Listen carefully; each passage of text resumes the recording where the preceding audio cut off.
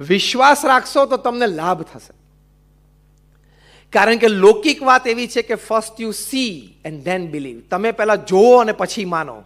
અધ્યાત્મની વાત એવી છે, પહેલા માનો અને પછી દેખાશે. રીત જ જુદી છે. એટલે ફંડામેન્ટલ્સને ક્વેશ્ચન નહીં કરવાના. કોઈ પણ ક્ષેત્રના મૂળભૂત સિદ્ધાંતોને પ્રશ્ન નહીં પૂછવાનો. પ્રોસેસને પ્રશ્ન પૂછવાનો. પદ્ધતિને પ્રશ્ન પૂછી શકો છો, સિદ્ધાંતને નહીં.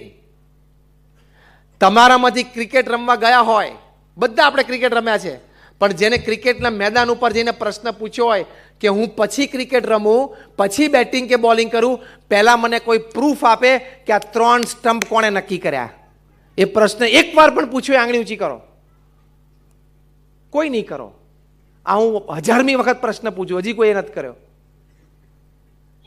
તો તું બહુ બુદ્ધિશાળી છું ને લોજિકલ છું ને જોઉં ને માનું એ વાત ઉપર ચાલ, તો પહેલા નક્કી કર ને 3 સ્ટમ્પ કોણે બનાવ્યા. તમે પ્રશ્ન પૂછો 3 સ્ટમ્પ કોણે નક્કી કર્યા, એને નક્કી કરવાની ઓથોરિટી કોને આપી, એને નક્કી કર્યા પછી કઈ કમિટીએ સ્વીકાર્યું,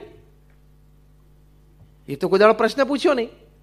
ટૂંકમાં દેશી ભાષામાં ઉનાળામાં સાંજે બહુ ગરમી હોય ને તમે રાત્રે આઈસ્ક્રીમ ખાવા માટે જાઓ પરિવાર સાથે, આઈસ્ક્રીમ રિટેલ કાઉન્ટર ઉપરથી તમારા હાથમાં આપે ત્યારે પૂછાય નહીં કઈ ભેંસની દૂધમાંથી આઈસ્ક્રીમ બન્યું.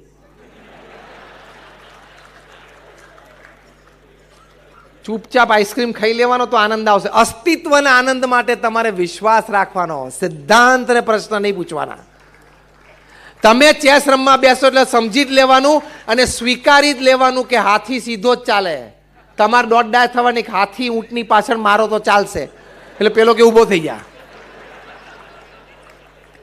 સિદ્ધાંતને પ્રશ્ન પૂછો ને એ માણસ મૂર્ખ કહેવાય. If you start questioning the logics, the fundamentals, you are a fool. તમે સિદ્ધાંતોને પ્રશ્ન પૂછશો ને તો તમે મૂર્ખ છો. પદ્ધતિને પ્રશ્ન પૂછો કે આ પદ્ધતિના બદલે આપણે આમ કરીએ તો કેવું. પણ ક્રિકેટમાં 3 સ્ટમ્પને પ્રશ્ન ના પૂછાય, 22 યાર્ડને પ્રશ્ન ના પૂછાય. ચેસ રમવા બેસો એટલે હાથી આડો ચાલશે એવું બોલાય જ નહીં. તો તમે આનંદ જ નહીં લઈ શકો. તો રમતનો આનંદ આવશે? રમતનો આનંદ લેવો હોય તો 3 સ્ટમ્પ સ્વીકારી જ લેવાના. હા કે ના? એમ અધ્યાત્મનો આનંદ લેવો હોય તો ભગવાન છે સ્વીકારી લેવાના અને ભગવાનની ભક્તિ કરવી જોઈએ સ્વીકારી જ લેવાનું. તો તમને આનંદ આવશે અસ્તિત્વનો. અત્યાર સુધી આપણે એમ માનતા હતા કે સાધુ સંતોના આપણા શાસ્ત્રો ભગવાનની અને ભગવાનની ભક્તિની વાત કરે છે. Now the top class scientist, top class management gurus, Og Mandino, Ken Blanchard, Jim Collins, Anthony Robbins, Shiv Khera, આ બધા ટોપ ક્લાસ મેનેજમેન્ટ ગુરુઝ છે. એ લોકો સામે બેઠેલા 5-5, 10-10, 25-25 કરોડના પગારદાર વ્યક્તિઓને શીખવાડે છે કે રોજ પ્રાર્થના કરજો. મૂર્ખ છે આ કક્ષાના લોકો. અને તું 10મું ધોરણમાં ફેલ થયેલો ને હીરા ઘસતો ઘસતો બોલસ કે ભગવાનને કોણે જોયા? તારી કેપેસિટી શું? તારી લાયકાત શું બોલવાની? તારું અસ્તિત્વ શું બોલવાની? તારા અભિપ્રાયની કિંમત શું? તું પાનના ડૂચા ભરાવતો ભરાવતો 2 જગ્યાએ હીરા ઘસતો ઘસતો બોલે કે ભગવાનને કોણે જોયા? સાધુ સંતો જાય. તને આ કક્ષાની ખબર જ ક્યાં છે? આ કેવું કહેવાય કે પેલા કોલસાથી કોકની દિવાલ ઉપર સ્ટમ્પ ચિત્રીને મોટો થયો હોય ને ધોકો રમીને, એ વિરાટ કોહલી ઉપર કોમેન્ટ આપે. અને પેલો 2.5 રૂપિયા કિલો મીઠું વેચતો હોય ને ઢગલો રાખીને રેકડીમાં, એ ચર્ચા કરે કે ટાટાએ મીઠાપુરમાં જે સોલ્ટ પ્લાન્ટ નાખ્યો છે એની કેપેસિટી વધારવી જોઈએ. તું આ લારી ચલાવે છે, તારે એની કોમેન્ટ ના અપાય. એમ હવે 2, 5, 10 ધોરણ ભણેલા હોય 2, 5 એવી વ્યક્તિઓને મળે અને યુ કમેન્ટ ઓન ધીસ. તને આ કક્ષાના પ્રયોગો શું થયા છે ખબર છે? આ કક્ષાના વ્યક્તિઓ શું બોલે છે ખબર છે? હું તમને 100 જેટલા scientist, Albert Einstein, Archimedes, sir Isaac Newton, top class management guru જેમણે બોલ્યો, એ બધા ભગવાનના અસ્તિત્વનો સ્વીકાર કરે છે કારણ કે એને કક્ષાથી અનુભવ થયા છે. માટે એમાં વિશ્વાસ રાખવો. 50,000થી પણ વધારે પેપર્સ નેશનલ ઇન્ટરનેશનલ સેમિનાર્સમાં પબ્લિશ થયા છે. સાધુ સંતોએ નથી કર્યા, વૈજ્ઞાનિકોએ કર્યા છે કે જેમાં ભગવાનના નામ સ્મરણથી શારીરિક માનસિક લાભ થયા હોય, ભગવાનના દર્શન દંડવત કરવાથી શારીરિક માનસિક આંતરિક લાભ થયા હોય. હમણાં યુનિવર્સિટી ઓફ પેન્સિલ્વેનિયા અને યુનિવર્સિટી ઓફ ફિલાડેલ્ફિયામાં અમેરિકામાં 2 ડોક્ટર્સ, ડોક્ટર એન્ડ્રુ ન્યુબર્ગ અને ડોક્ટર H.G. કોઈંગે એક પ્રયોગ કર્યો. આ છેલ્લો પ્રસંગ કહીને આપણે પૂરું કરીએ. 4,000 વ્યક્તિઓને એમને આખા નોર્થ અમેરિકામાંથી બોલાવ્યા. Different caste, creed, colour, religion, gender, nationality. એ બધાને 4,000ને 1,000 4 ગ્રુપ પાડ્યા. પહેલું ગ્રુપ હતું 4 થી 12 વર્ષની ઉંમરના બાળકો, બીજું ગ્રુપ હતું 12 થી 22 વર્ષના તરુણો અને યુવાનો. ત્રીજું ગ્રુપ હતું 22 થી 60, એટલે બધા બૌદ્ધ આપણે અહીંયા બેઠા છીએ. અને ચોથું એજ ગ્રુપ હતું 60 થી ઉપરના. સ્પેશિયલ સાયકોન્યુરો સોફ્ટવેર્સથી એ લોકોના માઇન્ડ મેપિંગ થયા, એ લોકોના MRIs થયા. એટલે એ વખતે એમના ભાવ, એમના બધા ગ્લેન્ડ્સના સિક્રીશન, હાર્મોન્સ, એ બધું ચેક થયું. એટલે બહુ સાયન્ટિફિક એક્સપેરિમેન્ટ હતો. પછી એ લોકોને ઇન્ડિયન સિટિંગ પોસ્ચરમાં પલાઠીવાળીના જમીન ઉપર બેસાડ્યા, આંખ બંધ કરીને જે પણ ભગવાનમાં તમને શ્રદ્ધા હોય એ ભગવાનની મૂર્તિનું ધ્યાન કરીને તમે નામ સ્મરણ કરો 12 મિનિટ સુધી. એ પ્રયોગ 3-4 વાર કરાવડાયો. પછી એમને કીધું હવે પોતપોતાના ઘરે જાઓ, 8 અઠવાડિયા સુધી આ પ્રયોગ ચાલુ રાખજો, રોજ એકવાર કરજો અને 8 અઠવાડિયા પછી તમે પાછા આવજો. 8 અઠવાડિયા પછી પાછા બધા આવ્યા, પાછા 2-3 વખત આ એક્સરસાઇઝ કરાવી. પછી સાયકોન્યુરો સોફ્ટવેર્સથી એ લોકોના માઇન્ડ મેપિંગ થયા અને એ લોકોના MRIs થયા.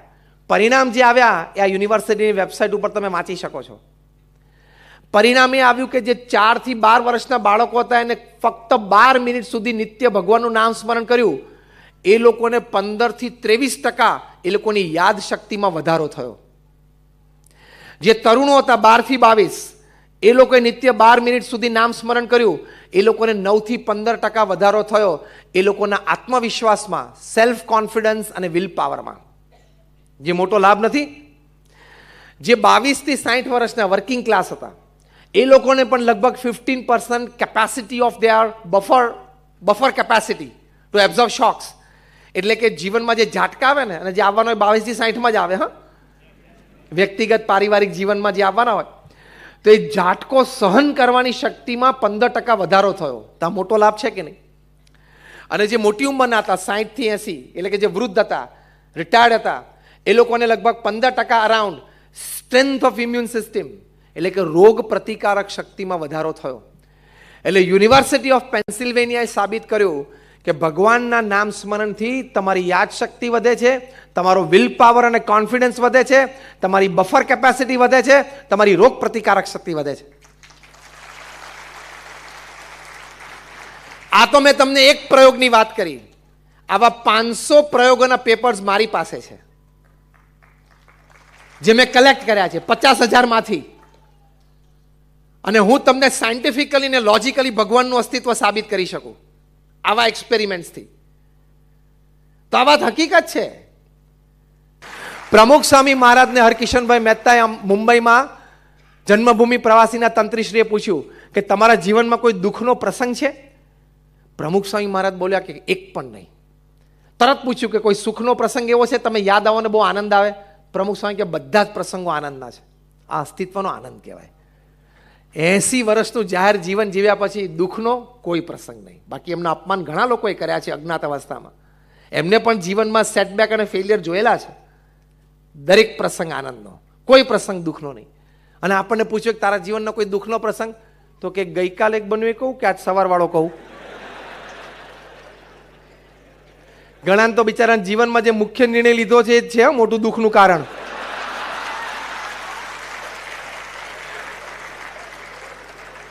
કે તે દિવસે હસતા હસતા કેમેરા ચાલતા હતા અને માથે માંડવો બંધાયેલો હતો અને જે ગળામાં હાર પહેરી લીધો એવો એક ઘંટ આવી ગયો છે ને ગળામાં.